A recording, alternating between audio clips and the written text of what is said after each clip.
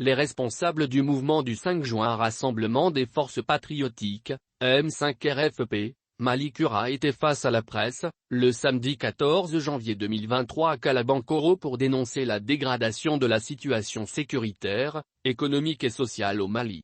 Cette conférence de presse était animée par le président en exercice de M5-RFP Malikura, Mohamed Ali Batili, en présence des autres responsables du mouvement comme Koumba Sidibé, Cheikh Oumar Sissoko, Dr.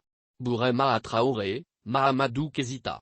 Selon le M5-RFP Malikura, 2 ans après l'avènement de la transition, les promesses ne se sont pas réalisées sur le plan politique. La multiplication des attaques menées par les terroristes a fait grandir un sentiment d'abandon total des victimes par l'État. Les dossiers de détournement des deniers et des fonds publics ne connaissent aucune avancée significative, révèle la déclaration du M5-RFP Malikura. Dans ses mots de bienvenue en langue bambara, Mohamed Ali Batili a indiqué que l'élaboration d'une nouvelle constitution initiée par les autorités de la transition n'a pas de fondement juridique.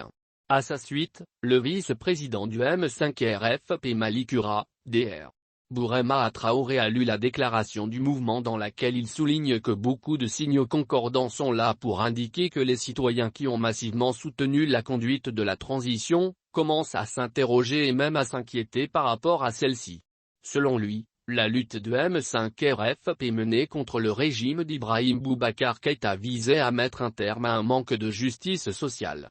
Il a fait savoir que plusieurs causes peuvent expliquer ce qui apparaît aujourd'hui comme un revirement suffisamment perceptible de l'opinion nationale sur la transition. Parmi ces causes, dit-il, certaines sont liées à des raisons politiques et d'autres à la mauvaise gouvernance. À ses dires, 2 ans après l'avènement de la transition, les promesses ne se sont pas réalisées sur le plan politique. Après avoir cru un moment, à l'affirmation par les autorités politiques de la montée en puissance des armées, la multiplication des attaques et des exactions menées par les terroristes dans plusieurs endroits du pays, a fait grandir un sentiment d'abandon total des victimes et de leur espace vital par l'État, a déclaré Dr. Traoré. Pour lui, le soutien de l'opinion publique aux autorités se rétrécit et devient parfois une sorte de gronde sociale. La preuve, les grèves qui ont lieu ou qui s'annoncent. Plusieurs Maliens s'interrogent aujourd'hui sur les avancées réellement faites sur le front de la gouvernance depuis le changement de régime. En matière de justice, le dossier des tueries des manifestants du M5-RFP des 10, 11 et 12 juillet 2020 n'est pas encore jugé et les victimes n'ont reçu aucune compensation. Les dossiers de détournement des deniers et des fonds publics ne connaissent aucune avancée significative. Les citoyens continuent à se plaindre des mêmes pratiques d'une justice sélective. Les marchés de l'État sont régis par le favoritisme et le népotisme comme par le passé. Il suffit d'évoquer à cet égard l'attribution du marché des engrais, des marchés pour la construction ou la rénovation des routes, l'attribution d'exonérations à des commerçants sans que cela empêche la hausse des prix, les recrutements frauduleux des parents des autorités administratives lors de concours d'accès à des fonctions publiques, ainsi les cas à l'EDM, la Canaon, l'INP et même la police. L'attribution des logements sociaux a scandalisé l'opinion publique, tant elle a été faite sur des bases subjectives et préférentielles. Aucune de ces pratiques scandaleuses n'a donné lieu à quelque sanction que ce soit, a-t-il martelé. Au contraire, ajoute-t-il, elle laisse le goût amer de croire que la lutte menée par le M5-RFP avec son cortège de victimes n'aura servi à rien.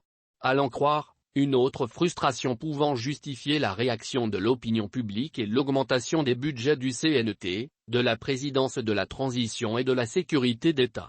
À cet égard, le comité stratégique du M5-RFP Malikura incite vivement l'ensemble des autorités de la transition à réduire le train de vie de l'État, à relancer les dossiers de lutte contre la corruption, les atteintes aux deniers et aux fonds publics, à reprendre l'initiative dans le domaine de la sécurité, à prendre des dispositions pour maîtriser le prix des denrées de première nécessité et les faire baisser à la hauteur des pouvoirs d'achat des citoyens, à faire la lumière sur les exonérations accordées aux commerçants pour l'importation des denrées de première nécessité, et sanctionner au besoin ceux qui sont responsables de l'échec de l'opération qui visait à soulager les citoyens les plus vulnérables. Répondant aux questions des journalistes, Koumba Sidibé a fait savoir que la situation sur le terrain n'est pas reluisante. Quant à Batili, il a informé qu'un meeting sera tenu dans les prochains jours sur la situation du Mali.